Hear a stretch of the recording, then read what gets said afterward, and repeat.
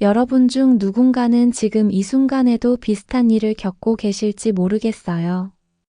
자식과의 관계에서 느끼는 묘한 거리감, 뭐라 설명하기 어려운 서운함 그런 감정들에 관한 이야기예요. 부산 재래시장에서 건어물 가게를 하시는 윤정 씨라는 분이 계십니다. 올해 65세이시고요. 남편 철수 씨는 시내버스 기사로 35년을 일하다가 몇 해 전에 퇴직하셨어요. 두 분 다 평생을 성실하게 일하며 사신 분들이죠. 외동딸 보라를 키우면서 단 한 번도 자식 뒷바라지를 아까워한 적 없는 그런 평범한 부모님들이십니다. 그런데 어느 날이에요. 윤정 씨 가게로 택배 하나가 반송되어 돌아왔어요. 며칠 전에 딸한테 보냈던 건데 송장에 빨간 글씨로 쓰여 있더래요. 받는 사람 주소 확인 불가. 윤정 씨는 처음엔 자기가 주소를 잘못 적었나 싶어서 확인해 봤어요. 아니에요. 분명히 딸이 예전에 알려준 주소가 맞았어요. 그럼 이사를 간 건가? 급하게 딸한테 전화를 걸었죠. 보라야, 엄마야. 택배가 반송됐는데 주소가 바뀐 거야? 딸의 대답은 간단했대요. 아, 이사했어요. 바빠서 말씀 못 드렸네요. 말투가 좀 건조했다고 해야 할까요? 윤정 씨는 그래? 그럼 새 주소 좀 보내줄래? 하고 물었어요. 그랬더니 딸이 뭐라고 했는지 아세요? 나중에 문자로 보내드릴게요. 그리고 전화를 끊어버렸대요. 윤정 씨는 그날 오후 내내 핸드폰을 들여다봤어요. 문자가 올까 봐서요. 근데 문자는 오지 않았어요. 그날도 그 다음 날도요. 여러분 혹시 이런 경험 있으신가요? 자식한테 뭔가를 물어봤는데 대답이 안 오는 거요. 아주 사소한 일인데도 묘하게 신경 쓰이고 마음 한구석이 불편해지는 그런 느낌 말이에요. 윤정 씨는 그 반송된 택배 상자를 가게 구석에 그냥 두셨대요. 뭘 보냈는지 아세요? 직접 손질해서 말린 오징어포였어요.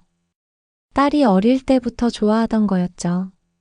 가을이 되면 윤정 씨는 늘 오징어를 좀 사다가 정성스럽게 말려서 딸한테 보냈거든요. 근데 올해는 그게 딸한테 닿지 못하고 돌아왔어요. 윤정 씨는 그 상자를 보면서 이런 생각을 했대요. 주소가 바뀐 게 아니라 마음이 바뀐 건 아닐까? 오늘은 윤정 씨네 가족 이야기를 통해서 우리가 자식들과 어떻게 관계를 맺어가야 하는지, 어떻게 서로를 존중하면서도 상처받지 않을 수 있는지 그런 이야기를 함께 나눠보려고 합니다. 편안하게 들어주세요. 그리고 혹시 여러분도 비슷한 마음을 느끼고 계신다면 오늘 이야기가 작은 위로가 되었으면 좋겠습니다. 윤정 씨는 원래 딸하고 자주 통화하는 편이었어요. 일주일에 한두 번은 꼭 전화를 걸어서 안부를 물었죠. 뭐 대단한 이야기를 하는 건 아니었어요. 밥은 먹었니? 날씨가 추워졌는데 감기 조심해라. 요즘 일은 어때? 이런 평범한 대화들이요. 통화 시간도 그렇게 길지 않았어요. 한 10분? 15분? 그 정도였죠. 근데 그게 윤정 씨한테는 중요한 시간이었어요. 딸의 목소리를 듣는 것만으로도 안심이 됐거든요. 아, 우리 딸이 잘 지내고 있구나 하는 걸 확인하는 거죠. 그런데 언제부터였을까요? 한 3개월쯤 전부터였던 것 같아요. 통화 시간이 확 짧아지기 시작했어요. 전화를 걸면 받기는 하는데 딱 1분이면 끊기는 거예요. 엄마, 지금 회의 들어가야 해요. 엄마, 손님 오셨어요. 나중에 다시 걸게요. 엄마, 지금 좀 바빠요. 이따가요. 매번 이런 식이었대요. 그리고 나중에 다시 걸게요 라는 말은 지켜진 적이 거의 없었고요. 윤정 씨도 처음엔 이해하려고 했대요. 젊은 사람들이 바쁘잖아요. 직장 생활도 하고 사위도 회사 다니고 두 사람 다 정신없이 살 거 아니에요. 전화 받을 여유가 없을 수도 있죠. 그래서 윤정 씨는 전화하는 시간을 바꿔봤어요. 저녁 늦게 걸어보기도 하고 주말 오전에 걸어보기도 했죠. 근데 결과는 똑같았어요. 1분 안에 끊기는 거예요. 엄마, 지금 운동 중이에요. 엄마, 친구들이랑 있어요. 변명은 매번 달랐지만 결과는 같았어요. 통화는 길어지지 않았어요. 그러던 어느 날 윤정 씨는 문득 이런 생각을 했대요. 이게 정말 바빠서 그런 걸까? 아니면 나를 피하는 건 아닐까? 여러분도 아시잖아요. 정말 바쁜 거랑 피하는 거랑은 다르잖아요. 정말 바쁘면 엄마, 지금은 정말 바빠서 30분 뒤에 제가 전화 드릴게요. 이렇게 말하고 실제로 다시 전화를 하죠. 근데 계속 피하는 사람은 나중에 걸게요 라고만 하고 전화를 안 해요. 윤정 씨 딸이 바로 그랬어요. 윤정 씨는 시험을 해보기로 했대요. 한 일주일 동안 전화를 안 걸어본 거예요. 그러면 딸이 먼저 전화를 하지 않을까 해서요. 딸도 엄마 목소리 듣고 싶으면 전화할 거 아니에요. 근데 딸한테서 전화가 안 왔어요. 일주일이 지나도 열흘이 지나도요. 그제야 윤정 씨는 확신했대요. 아, 이건 바빠서가 아니구나. 내 전화를 받기 싫어하는 거구나. 통화 시간이 짧아진 것보다 더 아팠던 건 그 짧은 통화 속에서 느껴지는 온도 차이였대요. 딸의 목소리에 따뜻함이 없는 거예요. 마치 업무 전화 받듯이 기계적으로 대답하는 느낌이랄까요? 네, 잘 지내요. 네, 알겠어요. 네, 그럼 끊을게요. 이렇게 짧고 무미건조하게 끝나는 거죠. 윤정 씨는 밤마다 생각했대요. 내가 뭘 잘못했나? 딸한테 부담을 준 게 있나? 너무 자주 전화했나? 쓸데없는 잔소리를 했나? 근데 아무리 생각해도 떠오르는 게 없었어요. 평소랑 똑같이 행동했는데 딸의 태도만 달라진 거죠. 혹시 여러분 중에서도 비슷한 경험하신 분 계세요? 자식과의 통화가 점점 짧아지고 목소리에서 온기가 사라지는 걸 느끼는 거요. 그게 얼마나 서운한지, 얼마나 마음 아픈지 저는 알 것 같아요. 통화 시간은 짧아졌지만 윤정 씨 마음속의 거리는 점점 멀어지고 있었어요. 그러던 어느 날이에요. 윤정 씨가 남포동 쪽에 물건 배송할 일이 있어서 나갔다가 골목길을 지나가는데 눈에 띄는 게 있었어요. 빨간 바탕에 흰 글씨로 쓰인 현수막이었는데요. 카페 그랜드 오픈. 대표 김보라 이렇게 쓰여 있더래요. 윤정 씨는 걸음을 멈췄어요. 김보라 우리 딸 이름이잖아요. 같은 이름을 가진 사람이 또 있을 수도 있지만 이 근처에서 카페를 연다고, 그리고 대표라고. 가슴이 두근거리기 시작했대요. 설마 우리 딸이 카페를 연 거야? 근데 나한테는 한마디도 안 했네. 윤정 씨는 현수막에 적힌 주소를 확인했어요. 여기서 그리 멀지 않은 곳이었어요. 발걸음이 저절로 그쪽으로 향했죠. 궁금해서 미칠 것 같았대요. 10분쯤 걸어가니까 새로 지은 상가 건물이 하나 보였어요. 유리로 된 멋진 건물이었죠. 건물 입구 안내판을 보니까 3층에 그 카페가 있더래요. 윤정 씨는 건물 안으로 들어가려고 했어요. 근데 로비에 경비실이 있고 거기서 경비 아저씨가 나오시더래요. 어디 가세요? 아, 저기 3층에 있는 카페 좀 가려고요. 입주자 외에는 출입이 금지되어 있습니다. 누구 찾으세요? 윤정 씨가 딸 이름을 댔어요. 김보라 씨 찾아왔는데요. 제가 어머니예요. 경비 아저씨가 전화를 걸더래요. 한 번, 두 번, 세 번 근데 전화를 안 받는 거예요. 죄송합니다. 연락이 안 되네요. 미리 약속하고 방문하셔야 합니다. 윤정 씨는 당황했어요. 제가 엄마인데 그냥 좀 올라가면 안 될까요? 죄송합니다만 규정상 안 됩니다. 본인 확인이 안 되면 출입이 불가능합니다. 윤정 씨는 할 수 없이 밖으로 나올 수밖에 없었어요. 건물 앞 인도에 서서 한참을 위를 올려다봤대요. 저 위 어딘가에 내 딸이 있는데 나는 들어갈 수가 없네. 딸이 카페를 연 거예요. 그것도 이렇게 큰 건물에다가요. 근데 엄마한테는 한마디도 안 했어요. 오픈한다는 말도 축하해달라는 말도 없었어요. 윤정 씨는 그 자리에서 딸한테 전화를 걸었어요. 근데 역시나 전화를 안 받더래요. 문자를 보냈어요. 보라야, 엄마야. 카페 차렸다면서? 왜 말 안 했어? 축하해주고 싶은데. 1시간쯤 지나서 답장이 왔어요. 엄마, 지금 바빠요. 나중에 얘기해요. 그게 전부였어요. 윤정 씨는 그날 집에 돌아와서 남편한테 말했어요. 우리 딸이 카페를 차렸는데 우리한테는 말도 안 하고 숨긴 것 같아. 남편 철수 씨는 아무 말도 하지 않았대요. 그냥 깊은 한숨만 쉬었을 뿐이죠. 혹시 여러분도 이런 경험 있으세요? 자식이 중요한 일을 하는데 부모한테는 알리지 않는 거요. 마치 부모가 끼어들면 안 되는 것처럼 방해가 될 것처럼 취급당하는 느낌 말이에요. 윤정 씨는 그날 밤 잠을 잘 수가 없었대요. 왜 딸이 숨겼을까? 왜 말을 안 했을까? 계속 생각이 꼬리를 물었죠. 그리고 이런 의심이 들기 시작했어요. 혹시 딸이 나를 부끄러워하는 건 아닐까? 재래시장에서 건어물 장사하는 엄마가 창피한 건 아닐까? 며칠이 지나고 나서 윤정 씨는 다시 용기를 냈어요. 딸이 카페를 시작했으니까 엄마로서 뭐라도 도와주고 싶었던 거죠. 윤정 씨는 건어물 가게를 오래 하셨잖아요. 식재료에 대해서는 자신이 있었어요.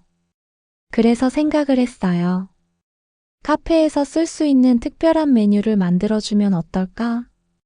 대구포를 직접 손질해서 말렸어요. 아주 좋은 대구를 골라서요. 그리고 레시피도 정리했어요. 대구포를 이용한 크림 파스타, 대구포 리소또, 대구포 샐러드 카페에서 특색 있는 메뉴로 쓸 수 있을 것 같았거든요. 정성스럽게 포장하고 레시피를 깔끔하게 인쇄해서 함께 넣었어요. 그리고 딸한테 전화를 걸었죠. 보라야, 엄마야. 카페 신메뉴 개발하는데 도움될 만한 식재료 준비했는데 가져다 줄까? 딸의 대답은 예상 밖이었어요. 엄마, 그런 거 말고요. 잠시 침묵이 흐르더니 딸이 말을 이었어요. 그냥 현금이 효율적이에요. 윤정 씨는 귀를 의심했어요. 뭐라고? 현금이 효율적이라고? 무슨 소리야?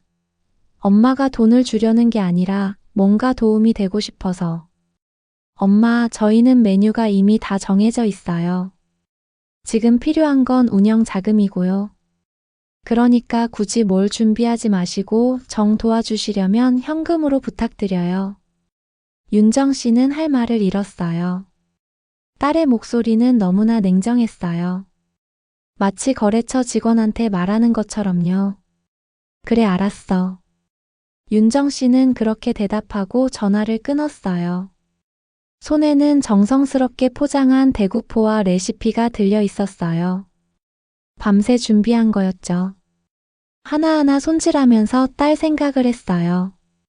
딸이 만드는 음식을 손님들이 맛있게 먹는 모습을 상상하면서요. 근데 딸은 그게 필요 없대요. 현금이 효율적이래요. 윤정 씨는 그 포장을 풀지도 않고 그대로 냉장고에 넣어뒀어요. 볼 때마다 마음이 아파서요. 여러분, 효율이라는 단어 어떻게 생각하세요? 요즘 젊은 사람들은 효율을 중요하게 여긴다고들 하죠. 시간도 효율적으로 써야 하고, 돈도 효율적으로 써야 하고, 관계도 효율적이어야 한대요. 근데 부모 마음이 어떻게 효율로 재단될 수 있을까요? 정성이 어떻게 비효율적인 걸까요? 윤정 씨는 그날 이후로 딸한테 뭘 해주고 싶다는 마음이 싹 사라졌대요. 어차피 필요 없다고 하는데 뭘 더 하겠어요. 현금이 효율적이라는 그 말 속에는 이런 뜻이 숨어 있는 것 같았대요. 엄마의 정성은 필요 없어요. 엄마의 마음은 쓸모없어요. 효율이라는 칼날은 그렇게 윤정 씨의 마음을 베어버렸어요. 일주일쯤 지났을까요? 윤정 씨는 그래도 딸 얼굴이 보고 싶었어요. 카페 구경도 하고 싶고 어떻게 꾸며놨는지도 궁금하고요. 이번에는 미리 전화를 해서 약속을 잡았어요. 딸이 지금은 바빠서 안 되고 목요일 오후 3시에 건물 지하 주차장에서 잠깐 볼게요 라고 하더래요. 주차장에서 보자고? 카페 안으로 들어가는 것도 안 된다는 거죠. 윤정 씨는 서운했지만 그래도 얼굴이라도 보면 되지 뭐 하는 마음으로 약속 장소로 나갔어요. 건물 지하 주차장은 을씨년스러웠어요. 차가 몇 대 세워져 있고 형광등 불빛만 휑하니 비추고 있었죠. 10월 말이라 공기도 차가웠고요. 약속 시간보다 10분 일찍 도착해서 기다렸어요. 혹시나 딸이 먼저 와 있을까 싶어서요. 근데 딸은 없었어요. 3시가 되고 3시 5분이 지났어요. 딸은 안 나타났어요. 3시 10분쯤 됐을 때 엘리베이터가 열리면서 누가 나왔어요. 근데 딸이 아니라 사위 민석 씨였어요. 어머님 안녕하세요. 인사는 공손했지만 표정은 딱딱했어요. 민서가 보라는? 아, 지금 급한 업체 미팅이 잡혀서요. 제가 대신 내려왔습니다. 윤정 씨는 실망했지만 그래도 이해하려고 했어요. 그래? 그럼 카페 구경 좀 하고 싶은데 같이 올라갈까? 사위의 표정이 미묘하게 변했어요. 어머님 죄송한데요. 지금 보안 문제 때문에 위층 출입이 좀 까다로워요. 보안 문제? 네, 건물 규정상 외부인 출입을 엄격하게 통제하고 있어요. 외부인이라는 단어가 윤정 씨 귀에 꽂혔어요. 외부인? 내가 외부인이야? 나는 보라 엄마인데. 아, 그게 그런 뜻이 아니라 건물 관리 차원에서 그렇게 정해진 거예요. 입주자 외에는 출입증이 있어야 하는데 발급받으시려면 시간이 좀 걸려서요. 사위는 계속 변명을 늘어놨지만 윤정 씨에게는 하나같이 핑계로만 들렸어요. 그래, 알았어. 나는 그냥 갈게. 어머님 이해해 주시면. 됐어. 바쁠 텐데 올라가 봐. 사위는 미안한 듯 인사를 하고는 서둘러 엘리베이터를 타고 올라갔어요. 윤정 씨는 그 차가운 지하 주차장에 혼자 남겨졌어요. 형광등 불빛 아래서 한참을 멍하니 서 있었대요.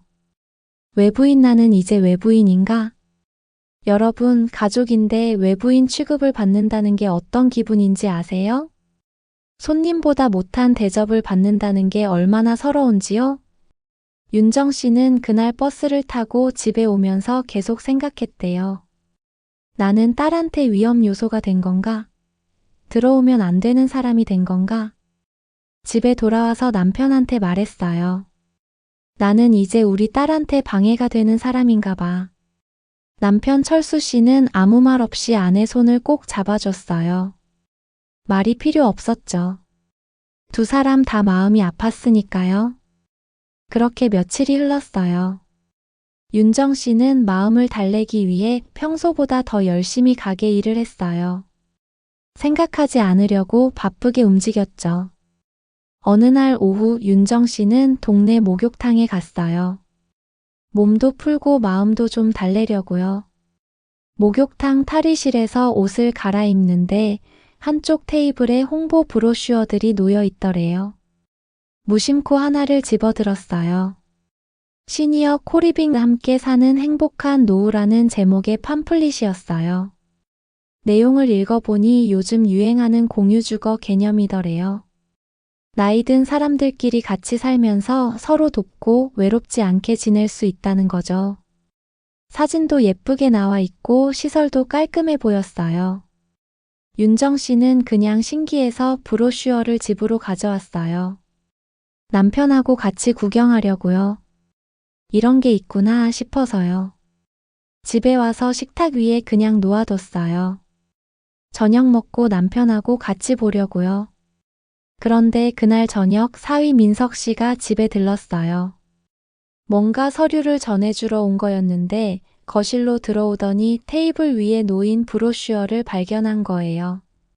사위가 그걸 집어들고 한참 보더니 표정이 굳어지는 게 보였어요. 어머님, 이거 왜 받아오셨어요? 아, 그냥 목욕탕에서 나눠줘서 받아왔어. 요즘 이런 게 있나 보더라. 사위가 브로슈어를 넘겨보면서 입을 열었어요. 이런 곳은요, 자식이 능력 있어야 보내드리는 거예요. 윤정 씨는 귀를 의심했어요. 무슨 소리야? 내가 여기 들어가고 싶다고 한 적 없는데. 아니, 그게 아니라 이런 거 보시면 혹시 기대하실까 봐요. 저희가 아직 그 정도 여력이 안 돼서요. 윤정 씨는 어이가 없었어요. 민서가, 나는 너희한테 뭐 바라는 거 없어. 그냥 신기해서 본 거야. 그래도 어머님, 요즘 부모님들이 이런 거 보시면 자식들이 부담스러워요. 저희도 카페 대출 갚아야 하고 집도 전세인데. 부담이라는 단어가 나왔어요. 윤정 씨는 가슴이 철렁했어요. 나는 요구한 적도 없는데 사위는 벌써 부담을 느끼고 있더라는 거죠. 민서가, 나는 너희한테 돈 달라고 한 적도 없고 뭘 해달라고 한 적도 없어. 왜 부담스러워해? 어머님, 요즘 세상이 그래요. 부모님 노후 준비 안 되어 있으면 결국 자식이 책임져야 하잖아요. 저희도 미래가 불안한데. 사위는 계속 말을 이었지만 윤정 씨는 더 이상 듣고 싶지 않았어요. 알았어, 됐어. 걱정하지 마. 우리 노후는 우리가 알아서 할 거야. 사위가 나간 뒤 윤정 씨는 그 브로슈어를 집어 들었어요. 그리고 구겨서 쓰레기통에 던져버렸어요. 남편이 그 모습을 보고 있었어요. 왜 버려? 보기 싫어서. 이런 거 보면 사위가 부담스러워한대. 우리가 뭘 바랬다고. 응, 우리는 바란 적 없지. 근데 저 사람은 우리를 미래의 짐으로 보고 있더라. 여러분 혹시 이런 경험 있으세요? 아무것도 요구하지 않았는데 자식이나 사위, 며느리가 미리 겁을 먹고 방어하는 거요. 벌써부터 우리는 힘들어요 라고 선을 긋는 거요. 그게 제일 서운한 거래요. 부모를 아직 일어나지도 않은 부담으로 바라보는 시선이요. 윤정 씨는 더 이상 참을 수가 없었어요. 딸한테 직접 물어보기로 했죠. 왜 이렇게 거리를 두는지, 왜 엄마를 피하는지요. 카페 오픈한 지 한 달쯤 됐을 때였어요.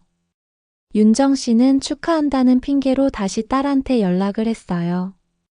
보라야, 엄마가 카페 구경도 하고 축하도 해주고 싶은데 언제 한번 가도 될까? 딸이 한참을 망설이더니 결국 약속을 잡았어요. 엄마, 그럼 목요일 저녁에 오세요. 영업 끝나고요. 윤정 씨는 남편과 함께 딸네 카페를 찾아갔어요. 영업시간이 끝난 뒤라 손님은 다 나가고 없었어요. 딸 보라가 혼자 정리를 하고 있더래요. 엄마 왔어요? 그래, 여기가 네가 차린 카페구나. 깔끔하게 잘 꾸몄네. 카페는 정말 예뻤어요. 젊은 사람들이 좋아할 만한 감각적인 인테리어였죠. 윤정 씨 부부는 앉아서 딸이 내준 차를 마셨어요. 잠시 어색한 침묵이 흘렀죠. 그리고 윤정 씨가 조심스럽게 물었어요. 보라야, 엄마한테 솔직하게 얘기해 줄래? 왜 우리한테 주소를 안 알려줬어? 왜 카페? 오픈한 것도 말 안 했어? 왜 엄마가 오는 걸 막았어? 딸이 한참 동안 말이 없었어요. 손으로 컵을 만지작거리면서 고민하는 게 보였죠. 그러더니 한숨을 길게 쉬면서 입을 열었어요. 엄마, 저희가 이 카페 시작하면서 대출을 많이 받았어요. 운영자금도 대출이고 인테리어 비용도 대출이고 그리고 이 건물 상가 지분도 일부 샀어요. 그것도 대출로요. 그래서 빚이 많아요, 엄마. 생각보다 훨씬 많아요. 민석이랑 둘이서 허리띠 졸라매고 있어요. 윤정 씨는 조용히 들었어요. 딸이 계속 말을 이었어요. 혹시 엄마 아빠가 저희 사정을 아시면 걱정하실까봐 숨겼어요. 아니면 도와달라고 하실까봐요. 보라야, 엄마가 언제 너한테 돈 달라고 한 적 있어? 아니요, 없어요. 근데 요즘 세상이 그렇잖아요. 부모님들이 노후 준비가 안 되어 있으면 결국 자식이 책임져야 하잖아요. 딸의 목소리에 두려움이 섞여 있었어요. 저희도 미래가 불안해요. 카페가 잘 될지도 모르겠고 대출은 쌓여가고. 그런 상황에서 혹시라도 엄마 아빠까지 저희한테 기대시면 저희는 감당할 수가 없어요. 윤정 씨는 그제야 알았어요. 딸이 나쁜 마음으로 그런 게 아니라 두려워서 그랬다는 걸요. 하지만 그렇다고 해서 상처가 아물지는 않았어요. 보라야, 엄마는 너한테 짐이 되고 싶지 않아. 그래서 너를 피하는 게 아니라 도와주고 싶었던 거야. 근데 너는 엄마를 미래의 짐으로 보고 있었구나. 딸이 고개를 숙였어요. 할 말이 없었던 거죠. 세대가 다르면 두려움도 다른가 봐요. 우리 세대는 자식한테 버림받을까봐 두렵고 젊은 세대는 부모를 책임져야 할까봐 두려운 거죠. 윤정 씨 부부는 집에 돌아왔어요. 카페에서 나올 때 딸이 엄마 미안해요 라고 말했지만 윤정 씨는 대답하지 않았어요. 뭐라 말해야 할지 몰랐거든요. 집에 들어오자마자 남편 철수 씨가 안방으로 들어가더니 서류 봉투를 하나 들고 나왔어요. 이거 봐. 윤정 씨가 이게 뭐야? 하고 물었더니 남편이 식탁 위에 서류들을 펼쳐놓았어요. 국민연금 수령 내역서가 제일 위에 있었어요. 남편 것, 윤정 씨 것 각각 정리되어 있었죠. 그 밑에는 퇴직금 정산 내역서, 그 다음에는 소형 창고 임대 수입 계산서가 있었어요. 남편이 퇴직금 일부로 작은 창고를 사두었거든요. 그걸 임대를 주고 있었던 거예요. 그리고 제일 밑에는 토지 매매 계약서가 있었어요. 오래전에 산 땅인데 최근에 지역 개발이 되면서 가격이 많이 올랐대요. 그걸 팔기로 계약한 서류였어요. 이게 다 뭐야? 우리 노후 준비 다 돼 있어. 애들 신세 안 질 수 있어. 남편은 말수가 적은 사람이에요. 근데 이렇게 묵묵히 준비는 다 해놓은 거였어요. 연금이랑 임대 수입 합치면 우리 둘이 먹고 사는 데는 충분해. 토지 팔면 목돈도 생기고 병원비, 장례비까지 다 계산해뒀어. 남편이 하나하나 설명해줬어요. 얼마나 꼼꼼하게 준비했는지 몇 년치 생활비까지 다 계산해둔 거예요. 윤정 씨는 그 서류들을 보면서 눈물이 났어요. 남편이 언제 이렇게 준비했는지 몰랐거든요. 왜 진작 이 이야기를 안 했어? 딸한테 보여줄 필요 없었지. 그냥 우리끼리 알고 있으면 되는 거 아니야. 근데 이제는 보여줘야겠어. 우리가 짐이 아니라는 걸. 우리도 준비되어 있다는 걸. 여러분, 요즘 젊은 세대는 부모의 노후를 걱정해요. 자기들이 책임져야 한다고 생각하죠. 그게 큰 부담이 되는 거예요. 근데 사실 우리 세대도 나름대로 준비를 하고 있잖아요. 크진 않아도 연금이 있고 작은 수입이라도 있고 평생 모은 돈이 있고요. 자식 손 안 벌리려고 자식한테 짐 안 되려고 우리도 애쓰고 있다는 걸 보여줄 필요가 있어요. 남편 철수 씨가 그걸 깨달은 거죠. 내일 딸한테 이거 보여주자. 그리고 확실히 말하자. 우리는 준비되어 있다고. 윤정 씨도 고개를 끄덕였어요. 숫자는 때로 가장 명확한 언어예요. 감정보다 말보다 숫자가 더 분명하게 말해주는 게 있죠. 우리는 너희한테 짐이 안 돼. 너무 걱정하지 마. 이 메시지를 전하려면 때로는 구체적인 숫자가 필요한 거예요. 다음 날 윤정 씨 부부는 딸네 카페로 다시 찾아갔어요. 그 서류 봉투를 들고요. 딸 보라는 놀란 표정으로 부모님을 맞았어요. 엄마, 아빠 무슨 일이세요? 보라야, 앉아봐. 우리가 할 말이 있어. 윤정 씨는 서류 봉투를 테이블에 내려놓고 하나하나 꺼내 보여줬어요. 이게 뭐예요?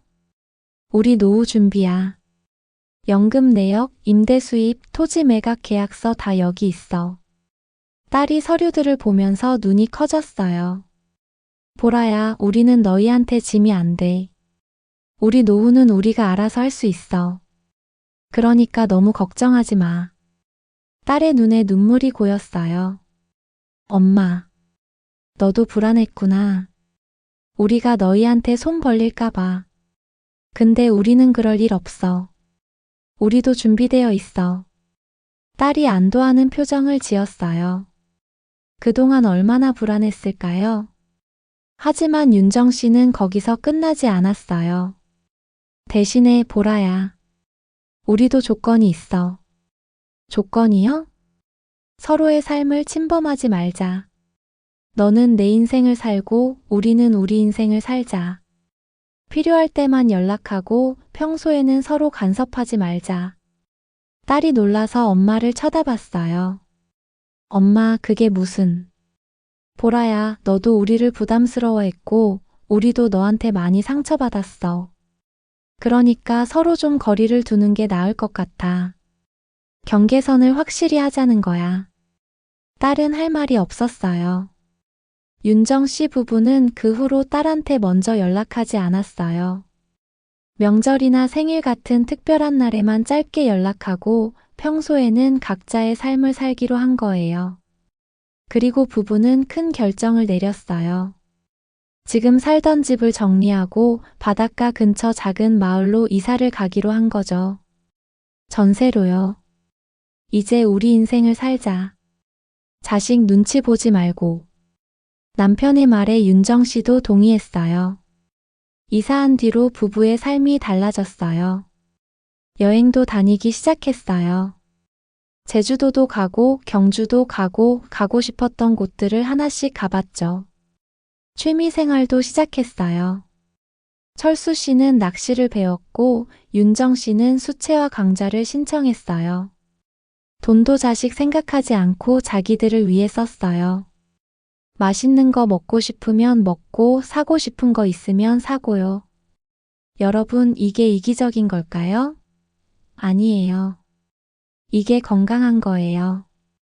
자식은 자식 인생이 있고 부모는 부모 인생이 있어요. 서로를 존중하면서 적절한 거리를 유지하는 게 필요한 거죠. 경계를 세운다는 건 관계를 끊는다는 게 아니에요. 오히려 더 건강한 관계를 만드는 방법이에요. 서로에게 부담을 주지 않으면서 각자의 삶을 존중하는 거죠. 계절이 바뀌고 몇 달이 흘렀어요. 윤정 씨 부부는 바닷가 마을에서 평화롭게 지내고 있었어요. 아침에 일어나면 창문 너머로 바다가 보이고 저녁이면 노을이 지는 걸 구경하고요. 삶이 여유로워졌어요. 더 이상 딸 눈치를 보지 않아도 되니까 마음이 편해졌죠. 그러던 어느 날 저녁 딸 보라한테서 전화가 왔어요. 오랜만이었죠. 엄마 시간 있으세요? 목소리에 힘이 없더래요. 그래, 왜? 무슨 일 있어? 잠시 침묵이 흘렀어요. 그러더니 딸이 조심스럽게 말을 꺼냈어요.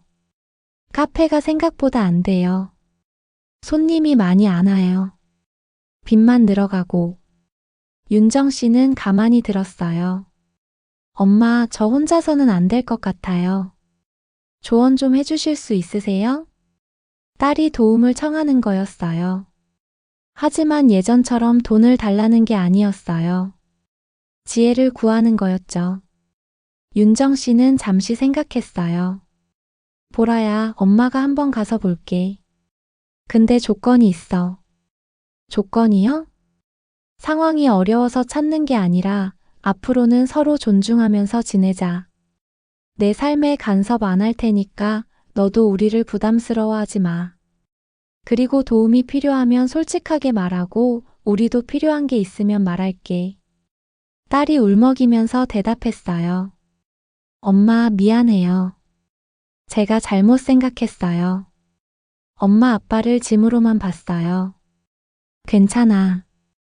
이제라도 알았으면 됐지. 며칠 뒤 윤정 씨 부부는 딸네 카페를 찾아갔어요. 그리고 경영 상황을 꼼꼼히 살펴봤죠. 윤정 씨는 시장에서 오래 장사한 경험이 있었어요. 어떻게 하면 단골을 만드는지, 어떻게 하면 손님이 다시 오는지 알고 있었죠. 보라야, 장사는 유행만 쫓으면 안 돼. 단골을 만들어야 해. 한 사람 한 사람 얼굴 기억하고 그 사람이 뭘 좋아하는지 알아가는 거야. 딸은 진지하게 엄마 말을 들었어요. 그리고 조금씩 카페 운영 방식을 바꿔나가기 시작했어요. 메뉴도 조정하고 서비스도 개선하고 단골 손님들한테 더 신경 쓰고요. 몇 달이 지나자 조금씩 효과가 나타났어요. 손님이 늘고 단골도 생기고 매출도 조금씩 올랐어요. 딸은 엄마한테 고마워했어요. 돈이 아니라 경험과 지혜를 나눠준 거에 대해서요. 관계도 조금씩 회복됐어요. 하지만 예전처럼 매일 전화하는 사이는 아니에요. 한 달에 한두 번 서로 필요할 때 연락하는 정도죠. 그게 오히려 편했어요. 부담 없이 서로를 존중하면서 지내는 거죠. 딸이 어느 날 말했대요. 엄마, 이제야 알겠어요. 거리를 둔다는 게 멀어지는 게 아니라 서로를 존중하는 거였네요. 윤정 씨는 고개를 끄덕였어요. 그래, 경계가 있어야 관계가 건강해지는 거야. 여러분, 오늘 긴 이야기 끝까지 들어주셔서 감사합니다. 우리는 평생 자식을 위해 살아왔어요. 자식이 잘 되는 게 우리 행복이었죠. 근데 어느 순간부터 자식이 우리를 부담스러워한다는 걸 느낄 때가 있어요. 그럴 때 우리가 할 수 있는 건 경계를 세우는 거예요. 나는 너한테 짐이 안 돼. 나는 내 인생을 살 거야. 그러니까 너도 내 인생을 당당하게 살아라. 이렇게 분명하게 말하는 거죠. 그리고 실제로 우리 인생을 사는 거예요. 자식 눈치 보지 말고 우리가 하고 싶은 거 하면서요. 여행도 가고 취미도 즐기고 친구도 만나고 맛있는 것도 먹고요. 그게 자식한테도 좋은 거예요. 부모가 독립적으로 행복하게 살면 자식도 마음 편하게 자기 인생을 살 수 있으니까요. 경제가 아니라 예의와 합의로 관계를 만들어 가세요. 서로를 존중하면서요. 상황이 아니라 태도가 중요한 거예요. 어려울 때 서로 돕는 건 당연하지만 그게 일방적인 희생이나 부담이 되어서는 안 돼요. 오늘 하루도 여러분 모두 건강하시고 행복하시길 바랍니다. 다음 방송에서는 또 다른 이야기로 찾아뵙겠습니다.